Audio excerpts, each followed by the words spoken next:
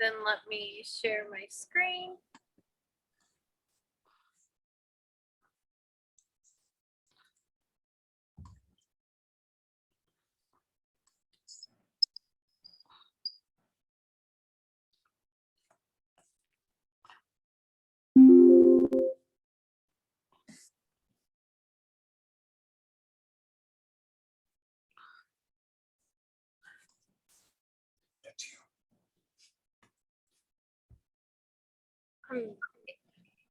It's 7. Should we start?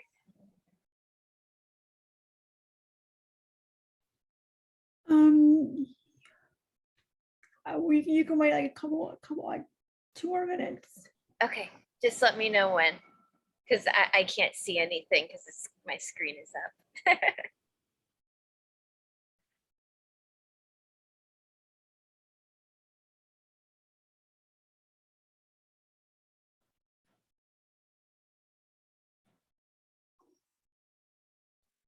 This is where we usually play the fun intro music.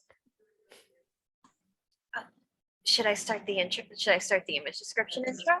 You want us to sing? Well, okay. No, if you want to. I was just making a joke around. We normally have a couple minutes in the beginning where it's just silent. But John and Mark, if you would like to sing, I would love to entertain. Yeah, but you may not have much of an audience after we finish singing.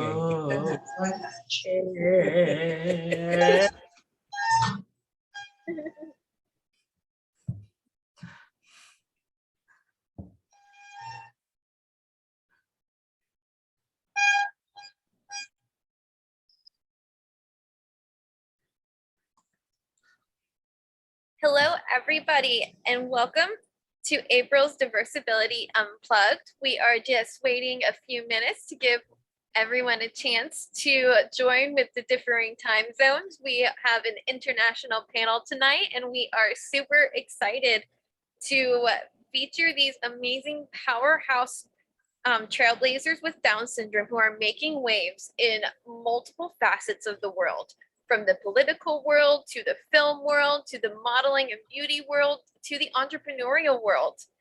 We are joined by 4 trailblazers, but first we are going to, on your screen, I forgot the image description. We are looking at a cream background with the navy and teal gradient borders at the top with the words, "Please remember to keep all mics muted throughout the event" in white font. Below that, on the cream background, are the words Diversability Unplugged, Down Syndrome Trailblazers, which are in navy text above 4 round pictures of our panel, starting from left to right. John and Mark Cronin, he, him from John's Crazy Socks, 2 white men with the Capitol building behind them. Kate Driscoll, she, her, from Changing the Face of Beauty. She's a woman with dark brown hair wearing a white blouse who is hugging her young daughter, Grace, who has light brown hair. Bryan Russell, he, him, from Candidato 34, a light-skinned Peruvian Canadian man with dark brown hair and a goatee wearing a gray suit with a blue pattern tie. And Roseanne Stewart, the manager of Madeline Stewart, a woman with blonde hair in a black suit smiling at her daughter, Madeline, who's wearing a black rectangle collared dress and a gold necklace, looking up at her. At the bottom, above the lower margin, are the words "Join our online communities." To the right is Diversability Leadership Collective, and you can get your first week free at https://Diversability, diversability.mn.co. And to the right is our free Facebook group at https://bit.ly/Diversability Community, DIVERSABILITY community.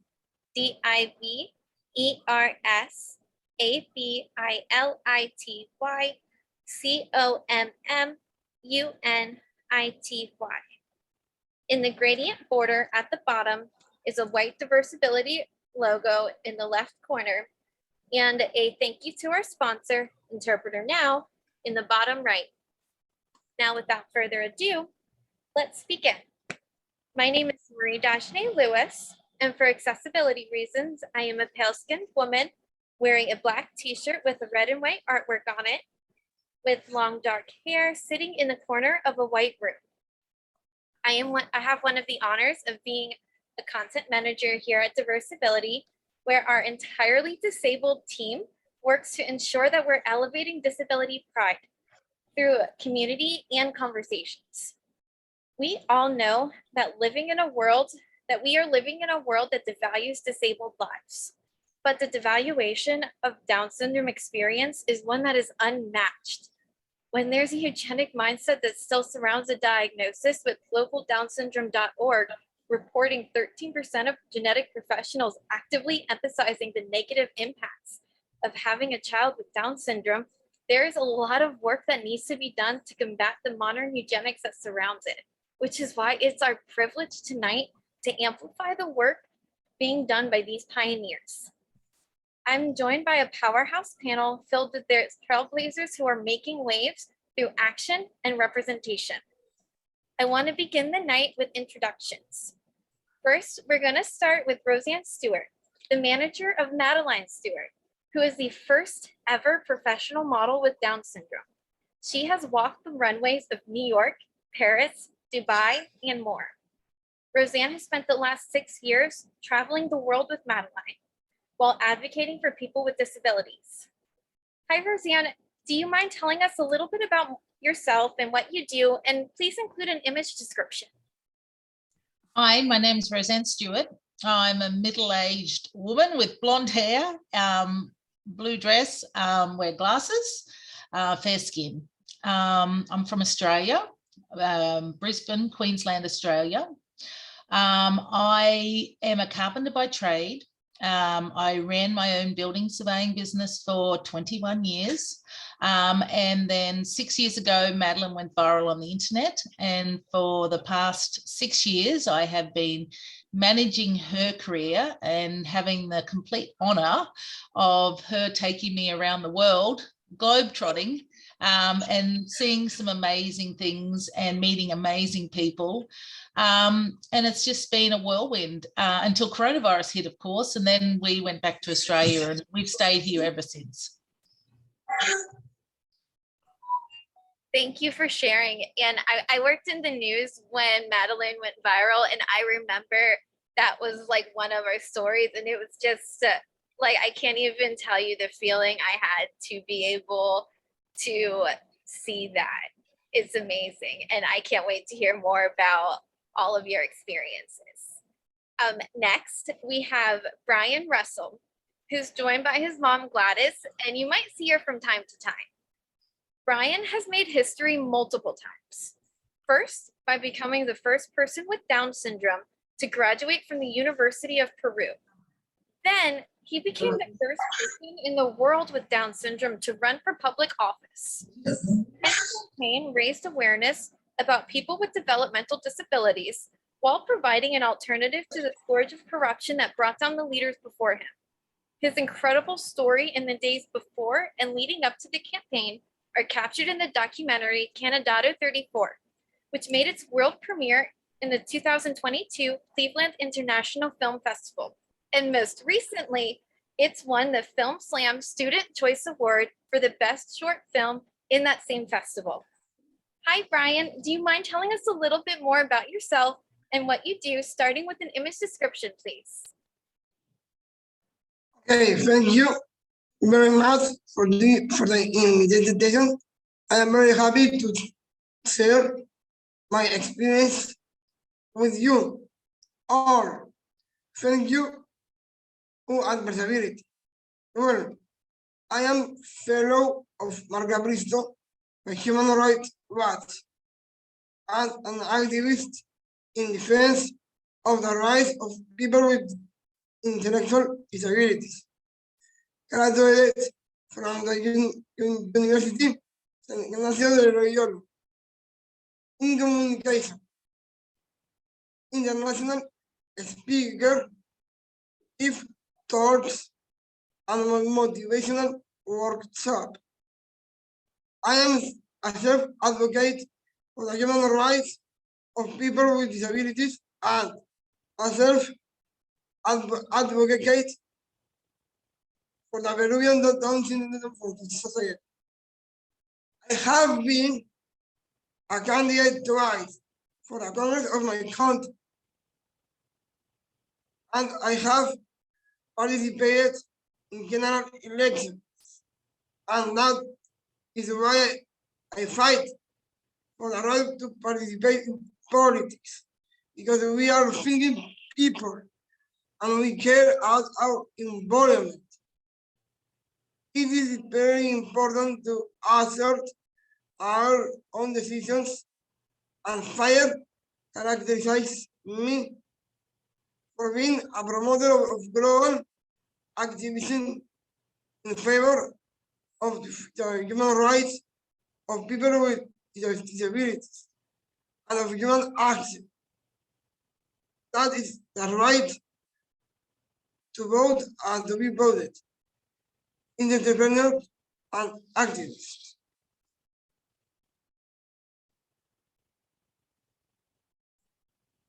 Thank you so much, Brian, not just for sharing, but for all the work that you do, because representation is essential at all levels. And who is better to make laws that represent disabled souls than a disabled soul? I hope you keep running. I can't wait to see your film, and I can't wait to hear more about everything that you've done too. Next, we have Mark and John Cronin, the father-son duo who's behind John's Crazy Socks, a social enterprise with a mission to spread happiness. They bootstrapped their business into the world's largest sock store. John shows the world just how capable the disabled are, not just by being a business owner himself, but by ensuring over half of their colleagues have some form of disability as well. On top of raising nearly $500,000 for their charity partners, they spread happiness one pair of socks at a time. Hi, John and Mark. Would you please introduce yourselves? Tell us a little bit more about what you do, and include an image description, please. Well, we'll do the image description first. Well, you introduce. Go ahead. So, my name is John. This is my partner, my dad's Mark.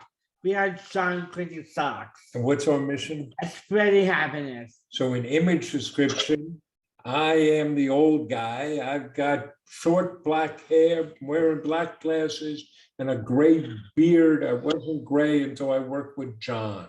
I'm a white man and remarkably good looking. No, and John has short brown hair, white skinned. He's adorable. Okay. And we're both wearing navy blue polos with our John's Crazy Socks logo, which happens to be John's face with some colorful lettering. You described us nicely. We have bootstrapped a business that's now a little more than 5 years old. Whose idea was it? I just my idea. I come up idea, and I drew a picture of it. It was your idea to start it I because did. he couldn't find meaningful work. So when you couldn't find a job because you're a natural entrepreneur, I what did you did. say? I said I want to create one. I want to make one, and I am an entrepreneur. So we'll describe later, perhaps, growing the business, but we're very fortunate. And what we get to do is show, a large part of our mission is showing what people with different abilities can do. So we've been able to create 34 jobs. 22 of those are held by people with different abilities. And we want to show the world, and we do it by creating content, videos, and operating on social media. We host tours. We do speaking engagements. In fact, Madeline, we just booked a speaking engagement in Australia. Unfortunately, it's going to be virtual, but And we do advocacy work. So we've testified twice before the US Congress, spoken at the United Nations. You mentioned the giving back that we do, which is baked into everything we do. So we've raised now over $500,000 for our charity partners like the Special And Olympics. Special Olympics and to the charity partners. But we get to have a lot of fun. Yes. We're very fortunate. And describe us, at the end of the day, we're a couple of knuckleheads selling socks. Yes. And all we want to do, I change the world. there we go, change the world. Exactly. It's amazing that just from that little intro, I already feel that you're doing just that. Your form of rebellion, just to take control of your life and really say, I know I can do something. I know I will do something. Watch me do it. And you have created a multi-million-dollar business, John. Like, you're very humble because you didn't mention that word. And that's something that I really want to amplify before I move on to our last panelist, because you are living proof that everything that the ableist society has ever taught us has been wrong. And I can't thank you both enough for being here tonight. And I can't wait to hear more of your entrepreneurial journey. Last but not least, we have Katie Driscoll, who is the founder and president of Changing the Face of Beauty, and also the co-founder and co-owner of The Grace Effect, which is a candle company lighting the future for her daughter, Grace, who happens to have Down syndrome, and we saw a picture of her earlier on our flyer. This mom of 6 believes that media and advertising will change the perceptions of the largest minority in the world. And she's been featured on multiple new major platforms like The Today Show, Huffington Post, and People magazine. Hi, Katie. Do you mind telling us a little bit more about yourself and what you do? And please include an image description. Hello. What an honor to follow these amazing panelists, first off. I also am a middle-aged woman with dark brown hair, long, with a green sweater, and light-skinned. I am first and foremost a mom of 6, and I apologize for being just a tad bit late because I was at a baseball game. It's the story of my life. I chase around 5 boys and my daughter, Grace, who happens to have Down syndrome. So she is the force behind everything we do. And yes, Changing the Face of Beauty. It's been an incredible journey. When Grace was born, at that time, there was one little boy that was featured in a Target ad, and things have drastically changed. And it's because of people like Madeline. You know, we put the first woman with Down syndrome, Jamie Brewer, on the New York runway. There has been so many events along the way that have paved this amazing journey. So I'm so grateful. We initially started the organization asking for 10 companies to raise their hands and commit to including a person with a disability. And by the end of that year, we had over 100. So it caught on like wildfire. And as you all know, we see so much more inclusion in the media now, and it's growing. And I'm so very grateful for that. As this is growing, you know, I knew that at some point Changing the Face of Beauty wouldn't be needed anymore. And so we have been moving Grace into her own company. And I've always been inspired by John and his dad and everything you guys have done. You've absolutely lit so many fires that you probably don't even know about. So including our candle company. I reference you guys all the time. We have sold 10,000 candles over the last 2 years. We just had our 3rd anniversary. Thanks, guys, and we're growing. So I too have feel like I've been given a purpose to ensure that the disability community is seen and valued. And you know, being that consumerism is such a driving force in this country, you know, advertising and obviously entrepreneurial opportunities is you know, kind of where we've focused a lot of our energy. So I appreciate you offering the opportunity to be a part of this panel. We appreciate you joining us for this panel. And I have to apologize for all of my speech typos well in advance. It's going to happen probably the whole night, and it is what it is. But really, as you're speaking, like, I can't help but feel like tears well up in my eyes just because of how inspired all of you have gotten from each other just over the years, from everyone just existing. Like, it's an honor to really be able to bring everyone together and just highlight the work that's been done, because it's because of this work that we are seeing that change in media. Back in 2020, no one knew what ableism really was. No one really included disability in their inclusion. And now we start to see more and more of this happening. And it's because of Madeline. It's because of John. It's because of changing the face of beauty. It's because of Bryan. It's because of all of this work.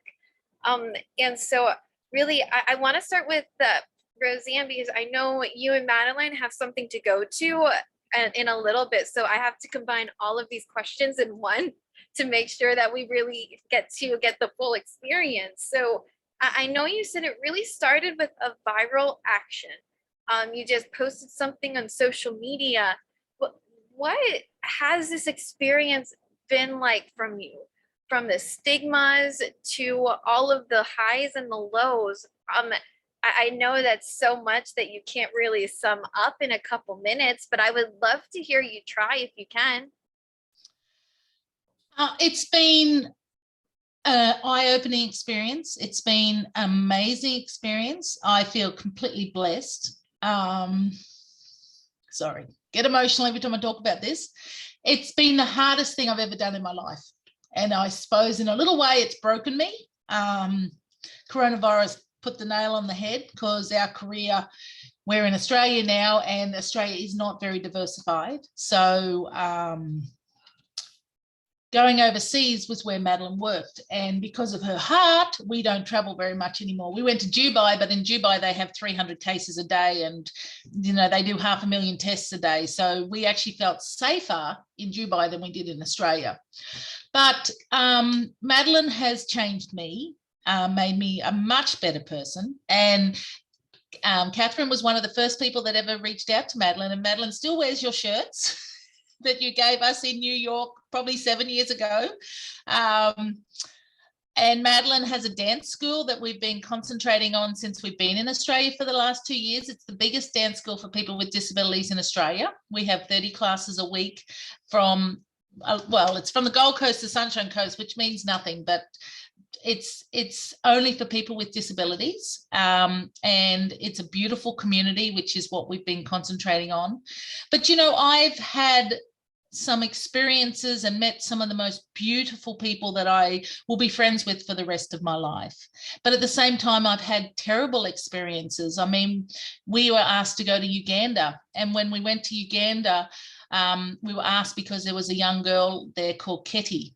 And in Uganda, they believed people with Down syndrome were a curse, and that they would bring hardship on the villagers, and they were actually killed. And this poor young girl, the villagers had tried to kill her twice. And we went over there, and she went into a boarding school, and we traveled Uganda, and people kept coming up to me and asking me what was wrong with Madeline. And I would say nothing. She has Down syndrome. She's perfect. And we were there for 10 days. And on the last day we were there, we had an event that we put on with the government. And I think there was something like 5,000 people came to the event. And there was 10 families that had children with Down syndrome, that the children actually came out, and it was the first time they'd ever seen the sunshine, because they were always too scared to leave their houses. So to me, that was one of the most rewarding things. You know, during this time of Madeline being a model, people have always said, why do you do it? And I say, well, first and foremost, I do it because it makes Madeline happy. And she's been so sad since she hasn't been able to travel, which has made me sad. But to me, it's about the mothers and the fathers that have reached out to me and said, I've just had a young girl or a young boy with Down syndrome, and I get on Madeline's page every day and it gives me inspiration and hope. And that's what it's about to me. It's not about the modeling. It's about changing the face of beauty, because when Maddie was born, they gave me all this literature in the hospital that was not great. It wasn't positive. And every photo you see of Madeline is positive, because we will not do a contract unless we own the photos or we have control over the photos. And there's never been anything bad put out there, because I want people to Google Down syndrome and see the positive and not the negative. So, you know, we had another experience. I don't know, do you want me to cut time or do you want me to keep going? Okay, so another experience, we went to the Ukraine and we did a TV show over there. And it was so funny because we'd been just traveling for 3 months, and we got home to Australia, and the next day I got a phone call and said, can you come to the Ukraine? So the day after that, we got back on a plane and we flew over to the Ukraine, and it was a panel of people interviewing us. Madeline and I were there, and there was a man from the Ukraine top model, and it was one of their supermodels and one of their the government officials, and they were interviewing me. And the host of the show on live television, the first thing he said to me was, so does Madeline get paid? And I said, well, of course Madeline gets paid. And he said, well, how much does she get paid? And I said, well, how much do you get paid? And he went, oh, touche. I said, well, let's have a little bit of respect. It would not be right for someone to ask you what you got paid. And then the man from Ukraine top model started speaking and started talking about Madeline's success. And 3 times in 1 minute, he referred to Madeline's success as the same as the freaks in the circus years ago. And on the third, and that she had a sickness. And on the third time, I said, okay, that's it. You need to stop. First of all, Madeline is not sick. She has a chromosomal abnormality. And secondly, she's not successful because she's like a freak. She's successful because she works hard, and because people can see that, and they can see the person that was not supposed to succeed has succeeded and is trailblazing. I said, so that is why she's successful. And the whole crowd stood up. And the next day, that man took us out to lunch, and he apologized. And he understood, and he met Madeline. And of course, he fell in love with her because she kept giving him cuddles and telling him that she loved him. But, you know, it changed his opinion of Down syndrome. And that's what's happened all along. You know, I had an email from a man in South Africa who was 94. And he said his whole life he had an opinion of what Down syndrome was. And he sent me a letter and he said, thank you for changing my opinion. He said, I now look at Down syndrome completely different. You open my eyes, and I'm so embarrassed that I've spent my whole life with this perception. He said, so thank you. But, you know, I have a million stories. And as I said, I feel so blessed that we were given this opportunity. And I feel blessed for talking today. So thank you.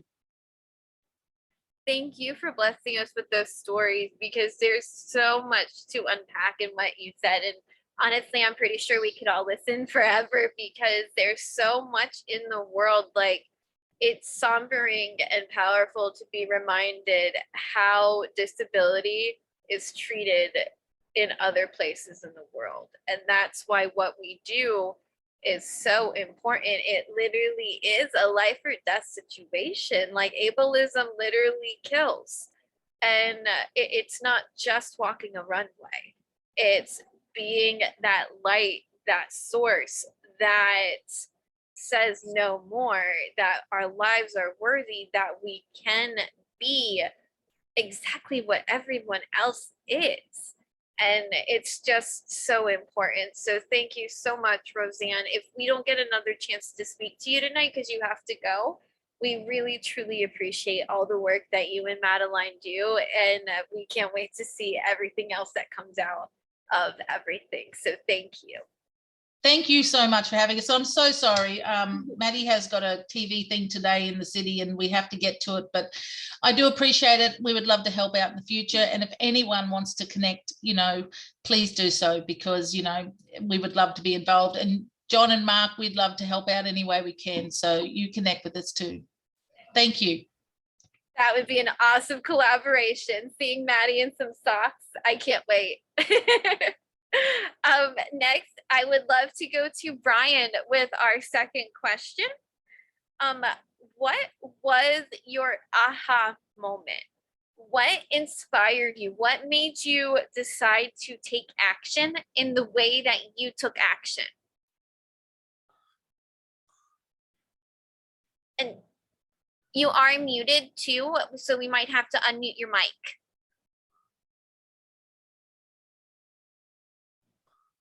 Just, there we go. Okay, actually, it is time to act and not to get stuck complaining. Things are the way they are because people complain about everything and do nothing. It is for that people should not get involved in politics because of how dirty it is. They prefer to sit in their seats and do nothing.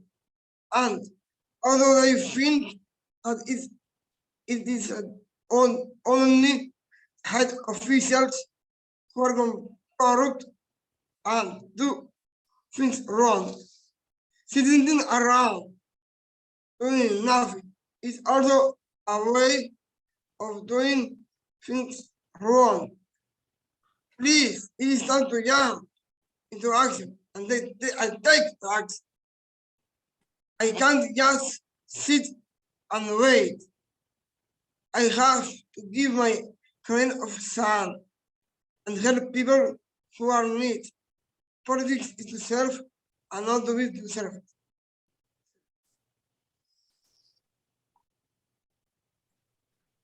Thank you for sharing, Bryan. I love how you answered that call.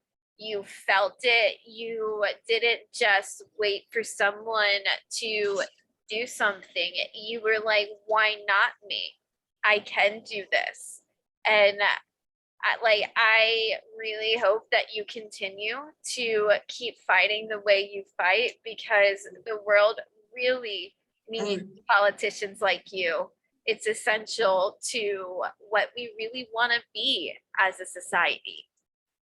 Next, I would love to hear from you, John and Mark, about what your aha moment was, because you touched a little bit about it in the beginning of your introduction, that it's so hard to find work as someone with a developmental disability. So I would love to hear a little bit more about your thought process into everything.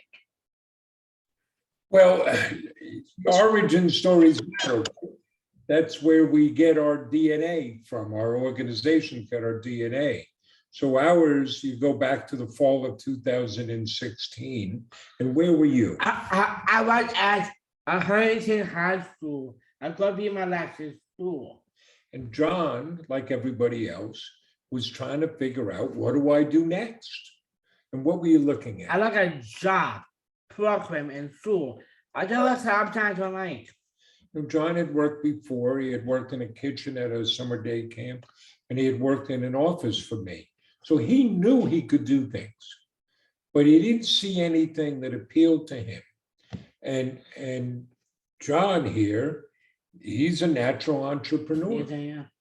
You didn't see a job you wanted, so what'd you say? I said, I want to create one. I want to make one. And what'd you tell me? I said, I want to go build a business with my dad and nice father and son business together. So it was his idea, right? Yes. I'm a lucky man. I've got 3 sons. John's the youngest of those 3, and this is one I could work with. Yeah. So, but be clear that it's not always a smooth path, right? So now there we were. We're going to start a business. What were we going to do? And had to figure that out. What was one of your ideas? One of them is a food truck. I got an idea from the movie Chef and John Favreau. The movie about a father and son buying a food truck. And this seemed like a great idea. And we're thinking, what could we make? Where would we put the food truck? But we ran into a problem. We can't cook. Yeah. But then, you ask about an aha moment. John had his eureka moment right before Thanksgiving in the US, the end of November. And that was? I said, I want to sell crazy socks. Why socks? It's fun. It's colorful. It's creative. I'll always let me be me. John had worn these crazy socks his whole life. We used to drive around looking for them. Right. So we figured this. If John loved them that much, surely other people would too, and we could find our tribe. And then I'll just share one other kind of aha moment. We decided to just test the idea, to get something up and running. You could call it the lean startup approach. So John, you already had the name. Yeah, I got a name. I told a website a couple ideas. So we built a simple website. We got a little inventory. You bootstrap, and here's the key thing, right? You don't look for what you don't have. You look at what you have and what can you do with it. Right. So we're bootstrapping. The only marketing we did was to set up a Facebook page, and I would take out my cell phone and we made videos. And who do you think was in those videos? I'm talking about socks. Socks, more socks. And we noticed something. Those videos started getting shared. So when we opened, we didn't know what to expect. We were pleasantly surprised. We got a flood of orders, or felt like a flood of orders, and most of them were local. We live in a town called Huntington out on Long Island, Right. Outside New York City. And what did we do with those first I do orders? home delivery. John's idea. Let's do home deliveries. Like this one. So we got red boxes, put the socks in the box, looked at it, said, this needs something else. What'd you put in it? I put a chicken noodle I wrote and candy. We loaded up the car. We drove around and knocked on doors. And you gave out socks, right? I did. How the customers respond. Customer loves it. A customer took a picture and share it on social media of what I get a spread. So at the end of that month, we had shipped 452 orders, and we knew we had something. But I want to pick up on something Roseanne said before. There's what we do, it's what John does, but then it's also what we can share with others. So every time, John, you stand in front of an audience or Right. you appear on TV, it helps change people's minds. It helps show what's possible. And that is a lot of what we do. It's showing what's possible. On one side of that coin, that's meeting with students. So we host tours. Now we do them virtually. Meeting with students and high school social service agencies to show, look what you can do. I mean, here's a little moment we had. A teacher had called the day after coming for a tour and said they had one student happen to be in the autism spectrum who came into school the next day, printed out a picture of him and John together, went up to the teacher, handed it to the teacher and said, you see, I can do anything. And that's what you want to do. And then the flip side, the other side of that coin, is working with policymakers and other businesses to show, and it's what we're always saying, hiring people with differing abilities is not altruism. It's good business. In fact, we have a TEDx talk out on that theme.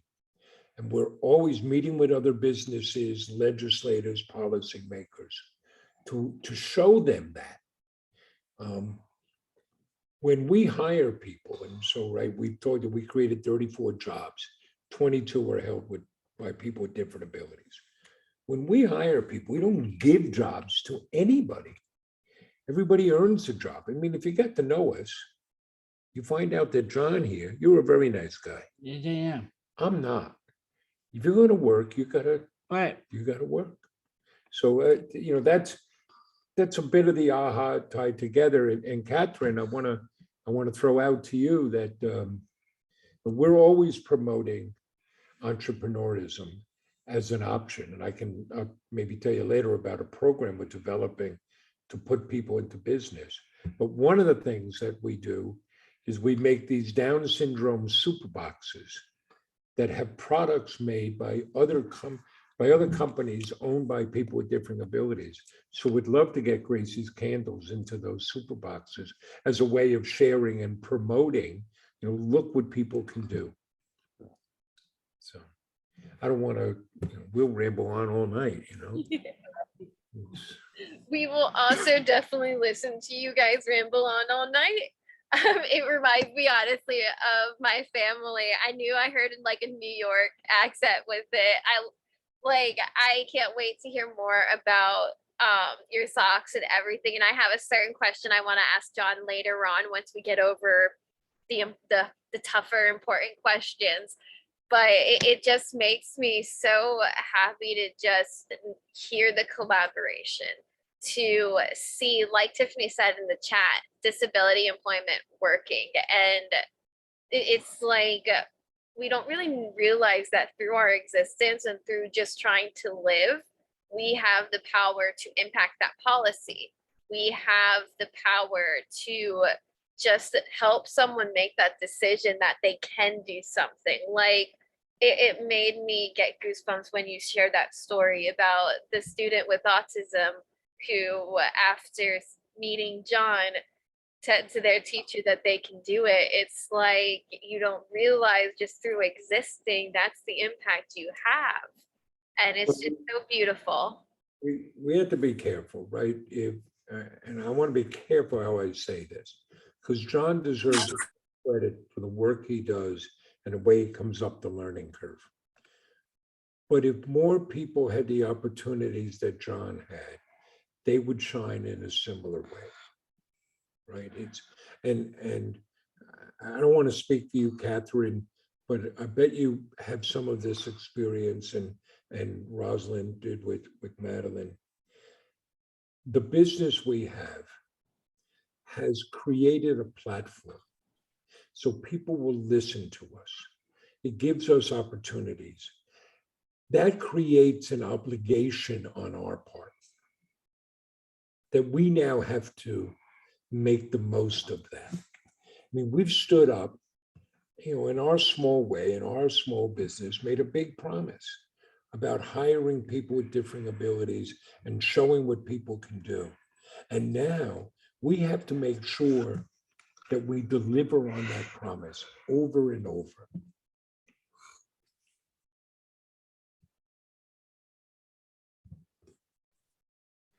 Very well said. And I might echo this a lot, but everyone here is doing that. Everyone here is not just walking the walk, they're talking the talk. And it's so powerful. And I can't thank everyone enough for just giving us this little glimpse into all of these experiences so we can be that force for change. I could also ramble on about that, but I need to get to you, Catherine, to really talk about what your aha moment was, because I want to know more about changing the face of beauty and what went into the decision to start that movement, because it's amazing to hear how the connections you made and just the impact you've had on people making impacts as well. There we go. Yes, I mean, when Grace was born, it did actually back up. When I was given the prenatal, I had a prenatal diagnosis with Grace. And we were told that, our unborn baby would have Down syndrome. When we heard the words, we didn't quite process what they were saying. And at the time, I had no experience with the Down syndrome community. And so the first thing that popped into my mind was Lauren Potter from Glee. she was very popular at the time. The TV show was very popular. And that was the picture of Down syndrome that I had. And I didn't realize at that moment that was the seed that was planted. And as time went by, I didn't want people to feel sorry for us. I wanted them to know how proud we were of our daughter. And so I started sharing our story. I picked up a camera, I taught myself photography, and I realized that imagery was so much more powerful than anything I could say. And it just kind of continued to snowball. And I started reaching out to the community, because what happened was I was driving home from our lake cottage and I was thinking to myself, how does it feel to send a child with a difference back to school? And here I am with 5 boys jumping around in the back seat, and I have this young daughter with Down syndrome, and I just was trying to understand how it felt to drop her off at school one day. And I thought to myself, you know what? When we look at advertising, when we look at back to school, do we even exist? I went from a mom of 5 boys to a mom with 5 boys and a daughter who has a disability. And so I went home and I scoured my emails and I thought, where in the world are we? Like, we were a consumer and now we don't exist at all. And so I called up a bunch of my mom friends and I asked them to bring their kids to a local library. And I reached out to some small brands. They gave me clothes and products, and we did a back to school shoot, essentially with kids of all abilities.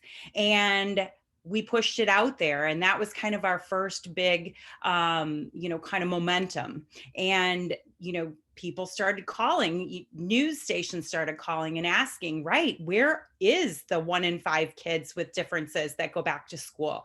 Why are we not, pictured with a backpack or new tennis shoes?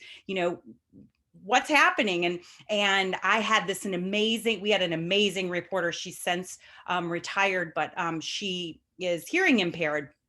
And she told me, she said, Katie, she said, you need numbers.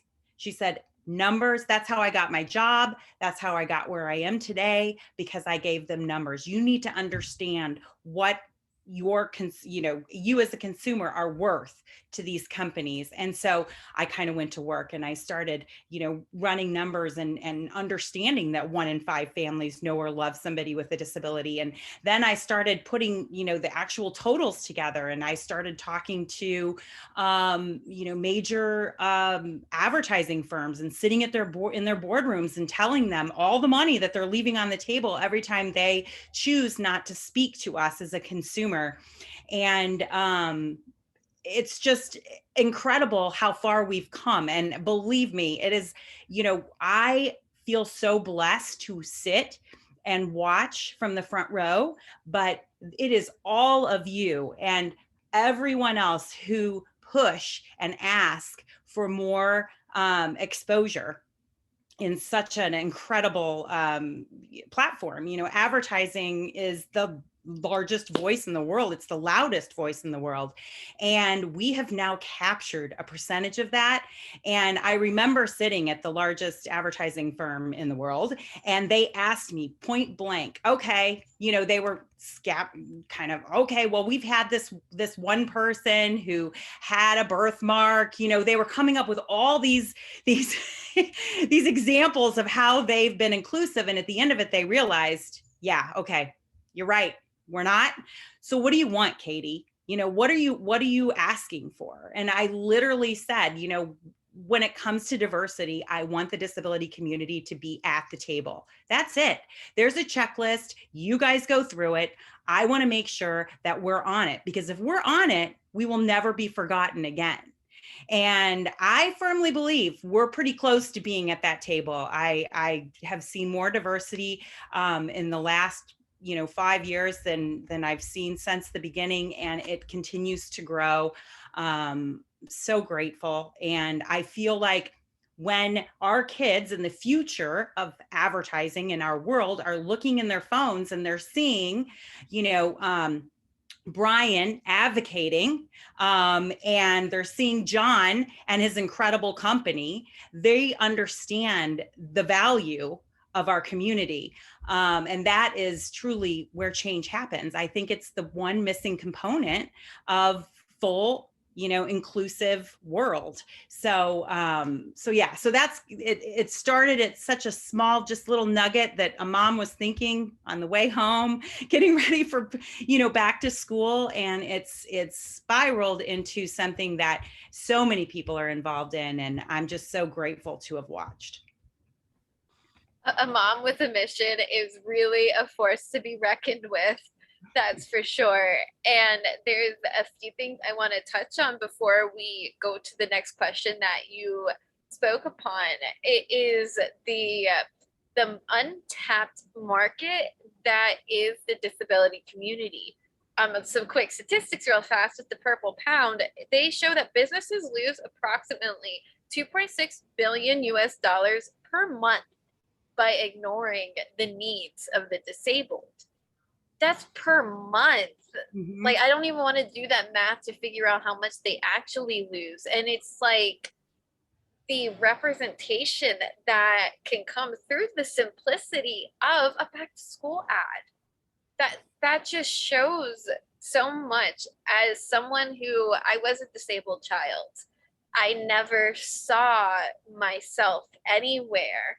I was the alien that had the bumpy bones. I wasn't normal like other kids, but to see that representation as a child, to see yourself reflected back in your world, it lets you know that you belong there.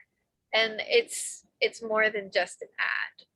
So the fact that we can actually have these statistics, though, to talk money to these corporations, that's what's going to actually get maybe something done. And it is getting something done. Like you said, within the last 5 years, we are actually seeing more and more like representation subliminally. Like, I'll see wheelchairs, I'll see amputees, I'll see captioning burned onto a commercial. Commercials never have captioning.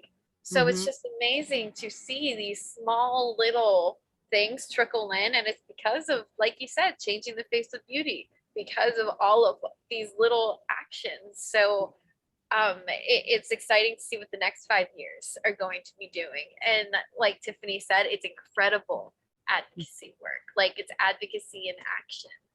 Our next question, like, it is advocacy in action, which leads us to our next question is, what do you really hope to inspire through your action? Bryan, I would love to start with you. You have such a passion for everything with what you do. What do you hope to inspire with your work? And you might need to unmute your mic as well.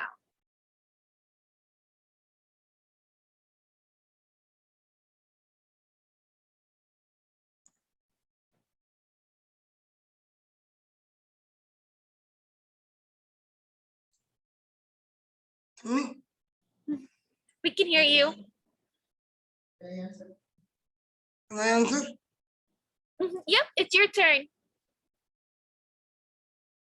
Yeah, what is the question? Oh, number 3, what do you hope to inspire through your action? Okay.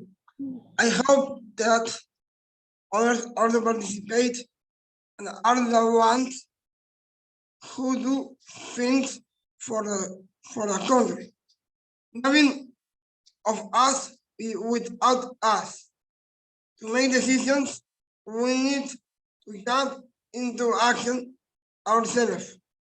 In Peru, there are already people who have jumped into action, and now change is expected. That I want to inspire others, fight their battles, and be part of the change. Thank you. Thank you. And I know you do inspire that action, because you are the one who is being there, making sure that nothing about us without us is not just a phrase, because so often it's a phrase, but your passion in your existence makes that so much more powerful, and it's going Thank you. to make such an impact. Thank you, Bryan, for everything. John and Mark, I know you have talked a little bit about hoping to inspire that so much. Honestly, you have so like a multifaceted mission of making sure the world knows how capable someone with a disability can be. I guess let's just dive a little bit deeper into what you hope to inspire through your action. And you are muted. I think it falls in 4 categories. The first is just sharing what life can be like to dispel misinformation. So we share, we create videos and share what's going on in John's life and also what's going on in the life of our colleagues. So people see them so others see them as people. One of the things we hear about people with Down syndrome, oh, they're always happy, they're always smiling. Well, that denigrates them as people. And I can tell you, John's not a morning person, are you? No, I'm not. You can be quite grumpy. Thank you. But let's let people see that. Here's an example. John, you have an eye condition, keratoconus, Yes. right?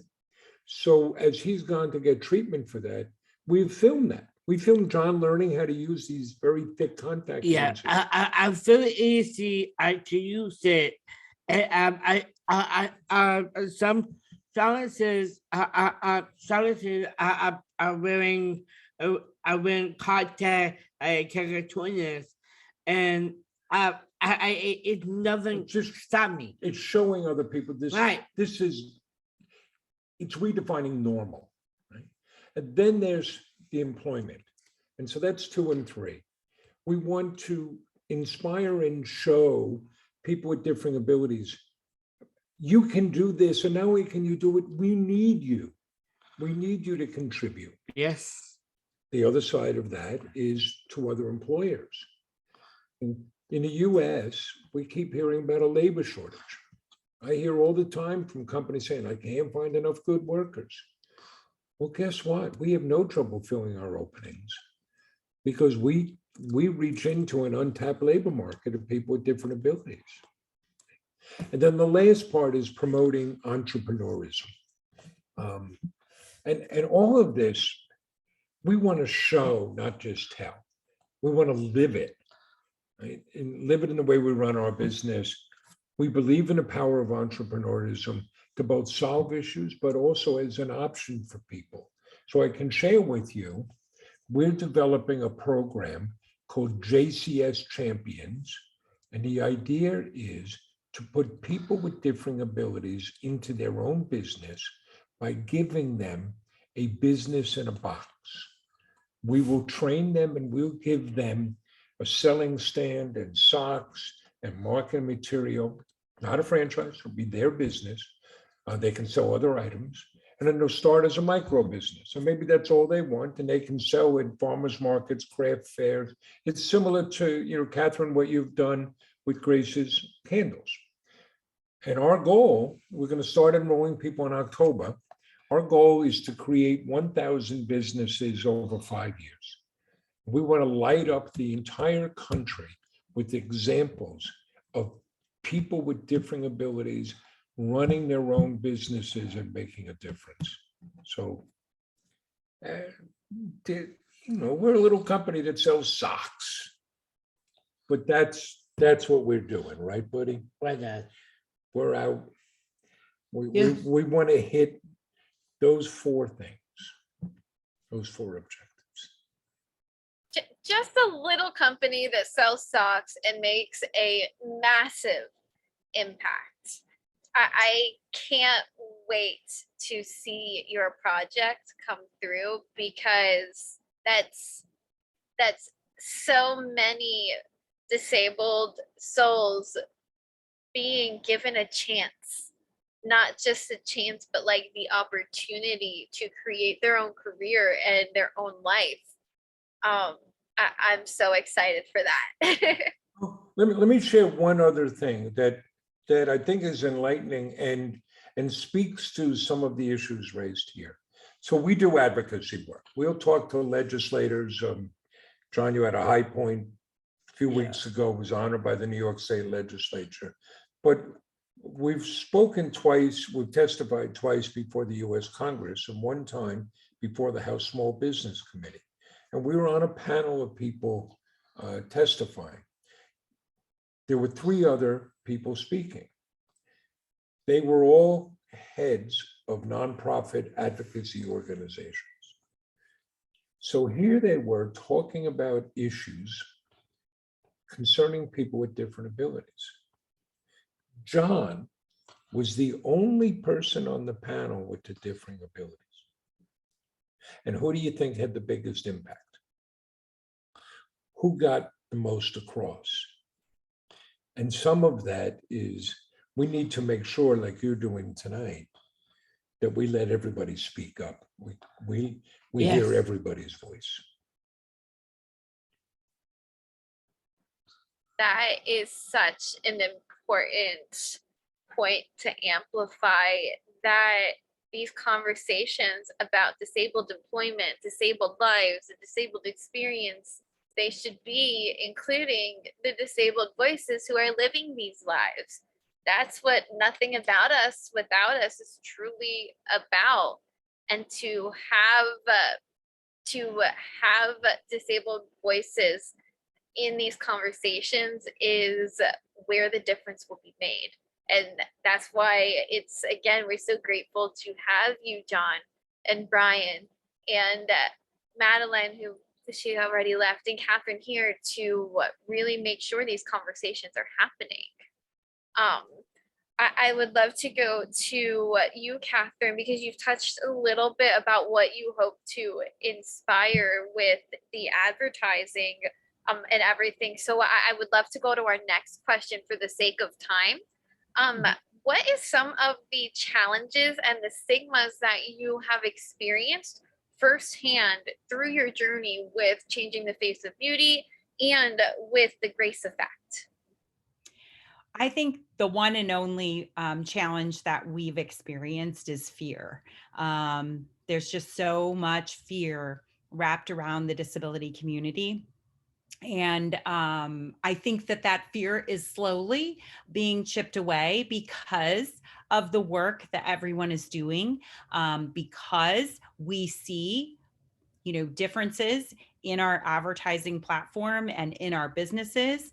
But for us, every time there was a no, every time things didn't work out the way we expected them to, it was because of fear. The right person wasn't in the right place. And, everything that you guys have talked about tonight just reminds me of a time I walked into one of the brands, Land and Nod. Sadly, they're no longer in business, but on their wall, it said, "You cannot be what you cannot see." And everything that Mark has explained, and John and Bryan, is ultimately being at the table and amplifying those voices, because the community themselves cannot be more without seeing what is possible. And these guys here, I'm telling you, they're doing it. They're, both Bryan and John and Mark are doing exactly what we need and pulling the rest of the community up with them. I can't wait to see where we are 5 years from now. Right. I am so excited for the future just based on this conversation today. And you bring up such a good point, it is the fear. And I feel like, just also touching on what John and Mark were saying, like about the way they normalize the experience of showing, this is the appointments, this is what it is. It's not scary. It's just daily life. It might not be your daily life, but it's normal life.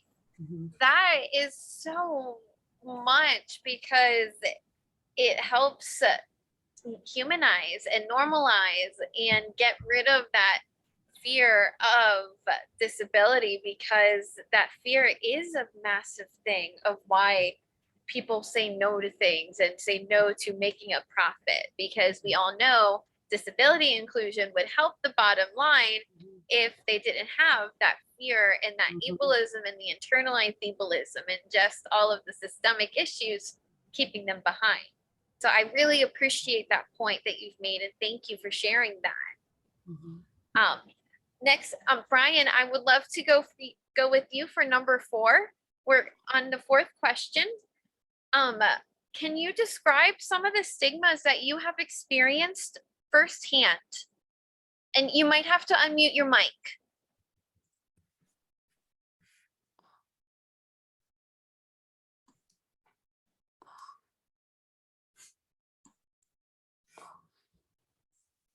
Okay.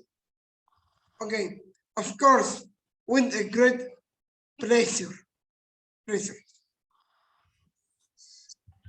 It has been said that I am a small child, that I am old enough to be at my mother's hand, that I am a poor little thing who cannot do anything for myself, that due to my condition, I cannot make a bath,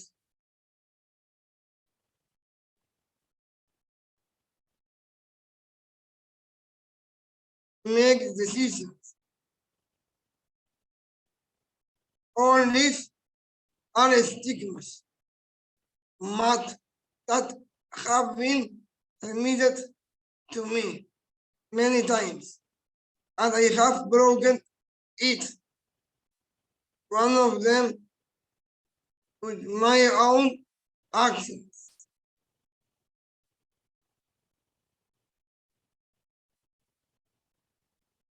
That's why I want to break with all that doesn't fit reality. There are people who believe that we cannot decide for ourselves because we have a condition that limits us, but quite the opposite.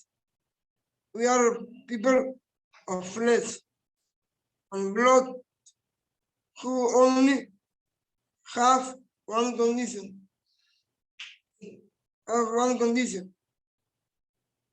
Nothing more.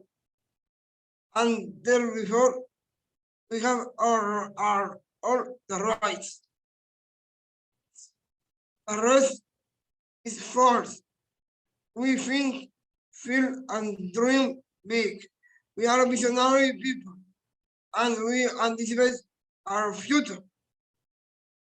That's why we have his right to be able to exercise our obligations as citizens that we are and deserve to vote and to be voted for. Thank you. Thank you, Bryan.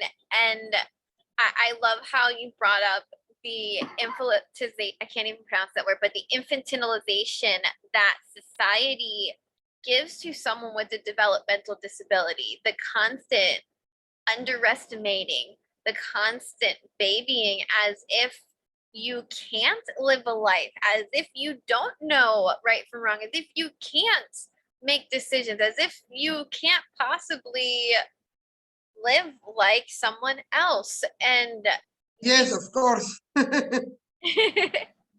I love how you call it out. I love how you are living proof that that whole thought process is wrong. So thank you for sharing. My pleasure. Our next question, I would love to go back to John and Mark. I would love to hear some of the highs and some of the lows of your journey, kind of combining the next two questions together for time. What have been some of the stigmas and then some of the high points that you've experienced? Well, in the business, you have not encountered stigmas, have you? People holding things against you because you have Down syndrome. It's not, that sense been blessed. There have been a few times, you know, we had a disagreement once with a supplier who then said, well, you're so lucky John has Down syndrome because you get to do things and other things that we can't do. I was like, well, that's an odd way to look at the world. What have been some of the highs for you? We've been very fortunate. What are some of the things that you remember most? I remember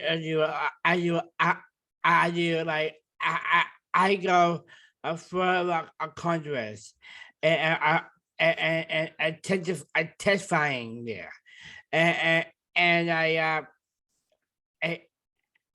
testifying congress Right. and I did a very big thing for me that I got honored by state assembly, The New York State a Assembly. New York State Assembly for the arrest for solution. It's incredible. Plus, you like all, you know, one of the issues when you ask Sean, well, what's your favorite? He lists everything, right? You like the traveling. I do. You like all that. Let's see, you like that time we went to Palm Springs. I do. You know, I you were do. living a good life then, huh? Yeah, I like life. You like life, huh? I like life. Living a dream. You're living the dream. So I'll tell you, John's right. We've been really fortunate, done a lot of Yes. great things, but there is nothing better than when our place is busy. We're a very seasonal business. So around the holidays, when we're very busy and we hire extra people, and it's like Santa's workshop. And Yeah. you see all these people working and happy, that's the best feeling in the world. That's pretty awesome. It's incredible.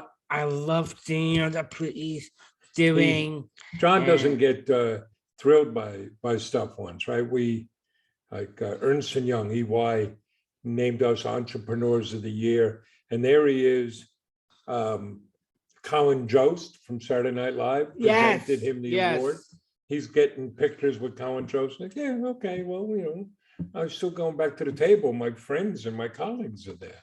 You know, that's what I want to do, right? Right. It's amazing accomplished. It's one thing I'm my favorite part. Go ahead. That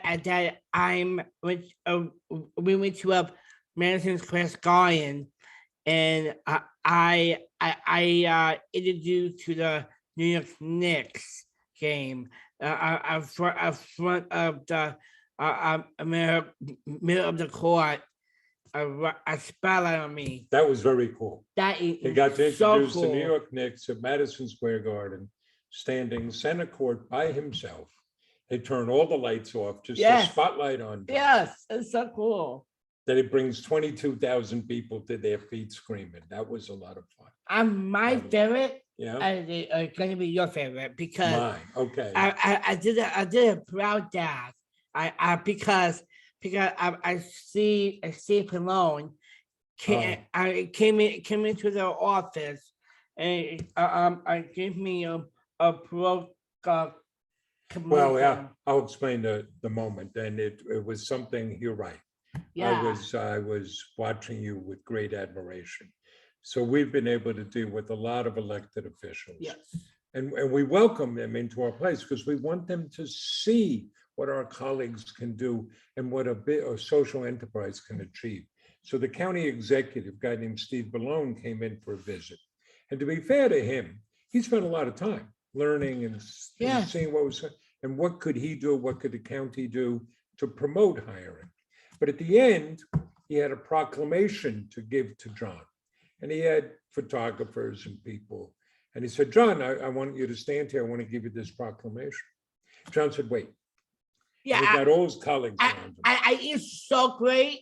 And then he read the proclamation Right. and went and handed it to John. And John said, thank you. And then handed it to his colleagues. Right. I give to my colleagues, and my colleagues are all the employees, and John criticized that one of all the work, what the possibilities I have they done, because it's so great, and we're very fortunate.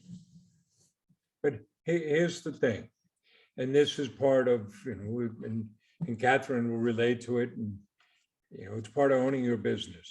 So you get to do a lot of great things, right? Yeah, it seems like a Pent Olympics. But at the end of the night, what do you got to do? You got to put the garbage out. Right. And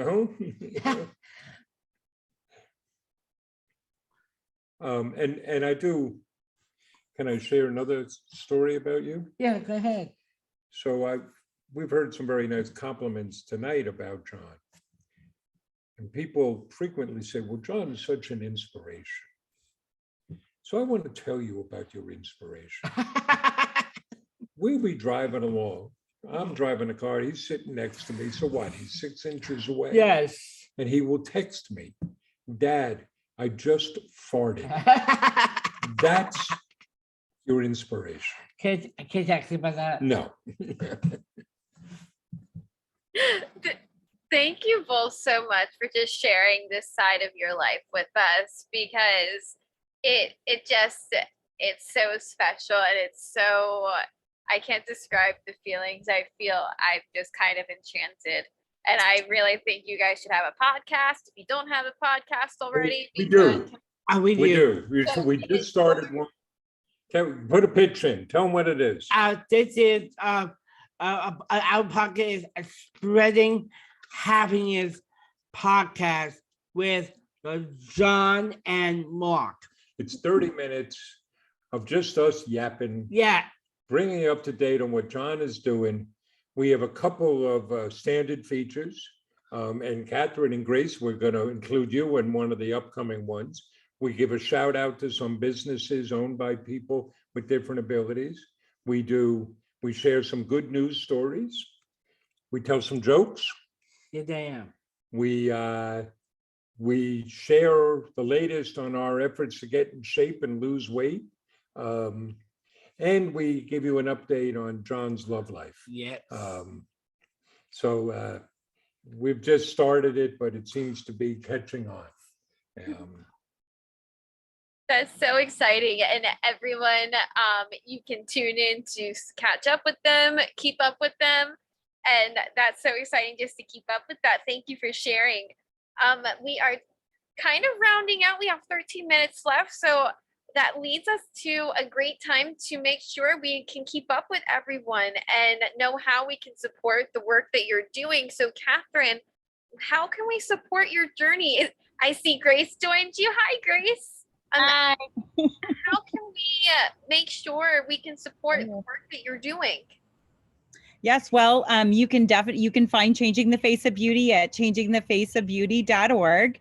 And then we're on all the social sites as well under Changing the Face of Beauty. And then you have a candle company, right? Yeah. What's it called? The Effect.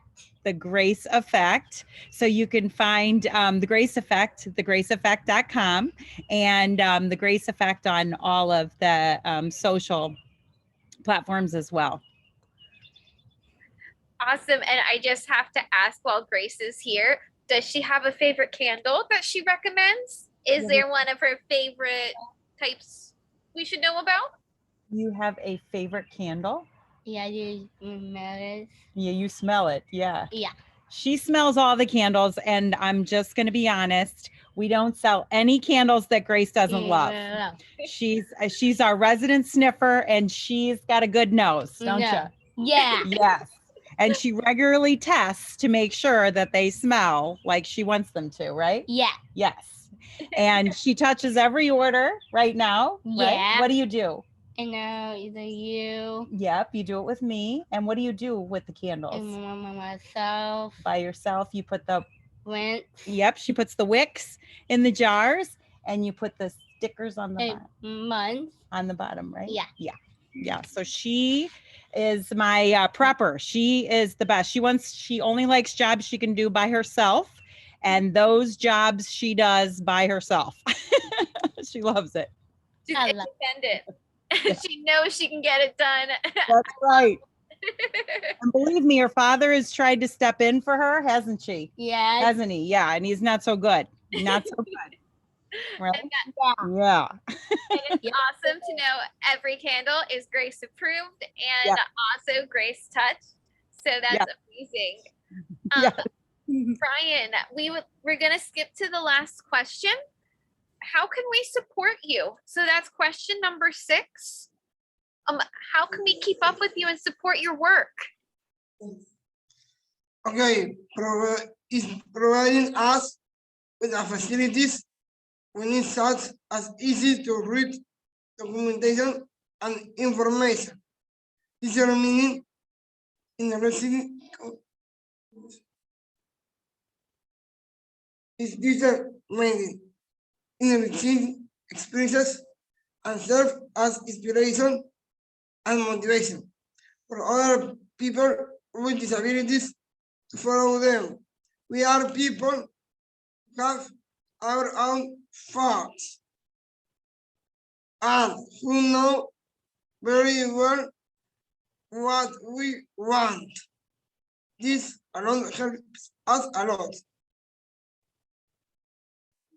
Thank you very much. Thank you. And that was said so perfectly. We are people, you know what you want. And that's what I love about all of our panel tonight is that, like, you never accepted what society told you you had to accept. And you decided that there's better and I can be better. So I'm going to show you how I can be better and make the choices on your own. So do you have another thing to say, Bryan? I would love to hear from you again. Yes, I want to talk about my trip of Mexico. Of course, I would love to hear about it. Yes, okay. On my last trip to Mexico City, I have a very valuable and very productive experience. Working immediately with senators and representatives of all the political parties in Mexico. They listened to our proposals and we achieved many commitments on their part, which we will follow up on. We expressed our desire to actively participate in politics and the need to have information from them in easy language and with pictograms, like the one we prepared and was given to each party during the meetings. It was clear that it is our right to participate in politics, and we ask them to be open to diversity and to include people with intellectual disabilities in their list of militants and candidates for public office. Thank you. Thank you for sharing, Bryan. Like, it is just so powerful to have you in these conversations, demanding that seat at the table that John was talking about earlier. And I'm just so excited to keep up with your story and to see what's next for Candidato 34. So exciting that you won that film award. By the way, I have to amplify it again before we end because that is just history in the making, that we are just all watching. So very exciting, and congratulations. Thank you.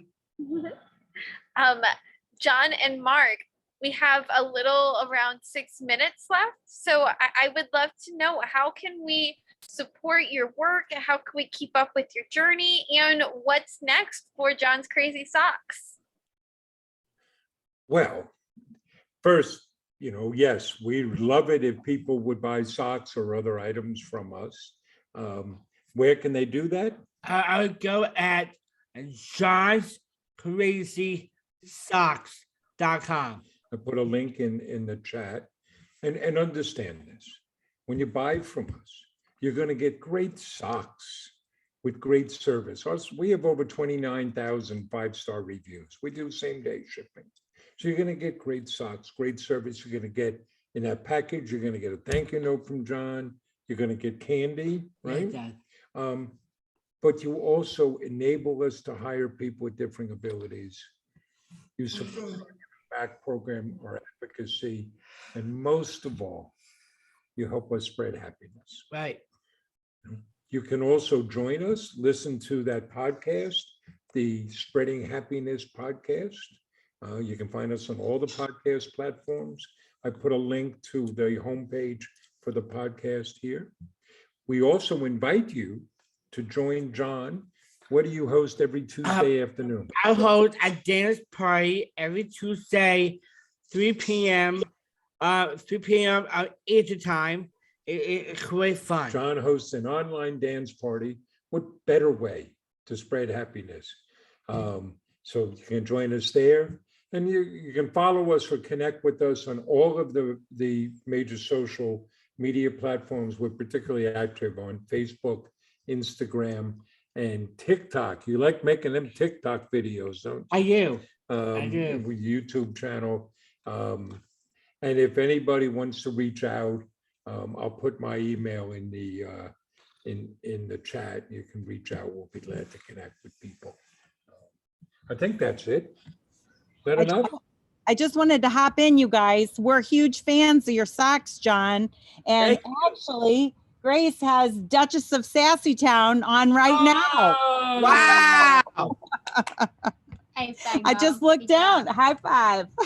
She loves your socks. Thank you very much. This is awesome. Thank you, Gracie. Thank you, Crazy. Thank you. That was just awesome. I love the full circle. I love just the fate happenstance that she just happened to be wearing John socks. That is just so awesome. John, I asked Grace what her favorite candle was, so now I have to put you on the spot too. I've been waiting all night to ask you this.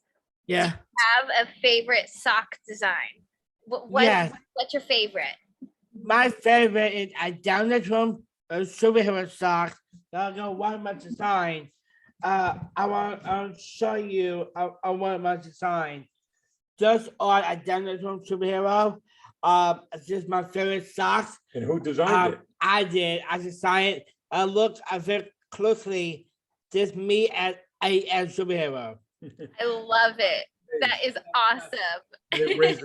That raises money for the North Shore. I mean, for the National Down Syndrome Society. So you can also tell people, when you're off duty, what do you wear every Saturday? A poop emoji socks. He wears poop emoji socks. Because you can take the boy out of junior high, but you can't take the junior high out of the boy. And you know what? There's nothing wrong with that. What's wrong with having a little fun with life, right, John? I love Thank you. I love just reminding us just to have that fun with life and not take it too seriously, which is something that we can really all remember. And I love that we're ending on that moment, because tonight was just powerful, filled with breaking stigmas and representation that is unmatched, really. And I can't thank all of you enough for being here, and everyone for tuning in if they are tuning in afterwards, because there's been so many like from all over the world. We're in South America, we were in Australia. That's so exciting just to know that we are breaking the stigmas from all around the world. So thank you again, Bryan. Thank you, John. Thank you, Thanks. Mark. Thank you, Grace. Thank you, Catherine, for being here. And thank you, Roseanne, if she's watching this when she watches back. Tonight was just really amazing, and we really appreciate you coming here and sharing your stories and kind of pulling back the curtain on life a little bit. And thank you, Gladys, too, for being part of the planning and just making sure Bryan's comfortable with everything. Really appreciate your help with everything. And next month, we are having Diversability Unplugged about accessibility. So you can tune in on May 18th for that. And I hope to see everyone in the Diversability Leadership Collective, our Diversability Facebook community, and we will see everyone at our next event. Thank you guys so much, and I hope everyone has a great rest of the week. Thanks for joining us. Thank you so much. Bye. Good. Yeah, Dad.